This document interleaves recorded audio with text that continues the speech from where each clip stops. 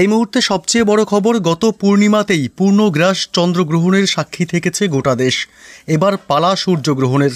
2025 সালের চলতি মাসেই অর্থাৎ এই সেপ্টেম্বর মাসেই হতে চলেছে বছরের দ্বিতীয় এবং শেষ সূর্যগ্রহণ। বিগত 100 বছরের মধ্যে সবচেয়ে বড় সূর্যগ্রহণ ঘটবে এটি আংশিক সূর্যগ্রহণ। টানা 3 ঘন্টা 53 মিনিট ধরে চলবে এই গ্রহণ, যে কারণে এই মহাজাগতিক দৃশ্য দেখার অপেক্ষায় গোটা বিশ্ব। তবে এই সূর্যগ্রহণ চলাকালীন সকলকেই থাকতে হবে অত্যন্ত সাবধান, কারণ বছরের দ্বিতীয় সূর্যগ্রহণে বেশ কিছু রাশির উপর পড়বে খারাপ প্রভাব। তবে এই সূর্যগ্রহণ কবে, কখন শুরু হবে, কখন শেষ হবে, ভারত ও বাংলাদেশের কোন কোন জায়গা থেকে দেখা যাবে, এই সূর্যগ্রহণ চলাকালীন কী কী করবেন এবং কী কী করবেন না, সবই বিস্তারিত জানিয়ে দেব এই ভিডিওতে। বিস্তারিত জানতে হলে ভিডিওটি অবশ্যই শেষ পর্যন্ত দেখবেন এবং পরবর্তী নতুন খবরগুলির আপডেট পেতে আমাদের ইউটিউব চ্যানেলটি সাবস্ক্রাইব করে আমাদের সঙ্গে থাকবেন। এবার দেখে নেওয়া যাক এক নজরে 2025 সাল গ্রহণ নিয়ে ইতিমধ্যেই সাড়া পড়ে গেছে জনসাধারণের মধ্যে, কারণ এবারের সূর্যগ্রহণ খুবই বিশেষ হতে চলেছে। তবে হিন্দু ধর্মে গ্রহণকে কিন্তু শুভ বলে মনে করা হয় না। গ্রহণের সূতক সময়ে সব ধরনের শুভ কাজও নিষিদ্ধ থাকে।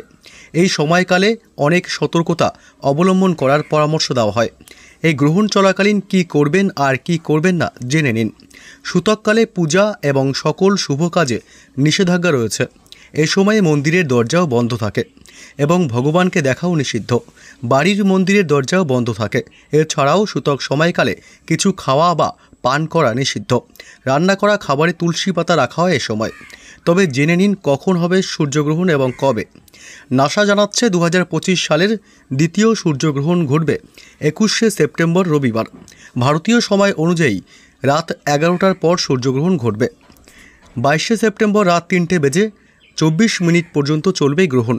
বোঝাই যাচ্ছে সূর্যগ্রহণ যখন হবে তখন ভারত এবং বাংলাদেশের তখন রাত, তাই সূর্যগ্রহণ দেখা যাবে না এই দুই দেশ থেকে।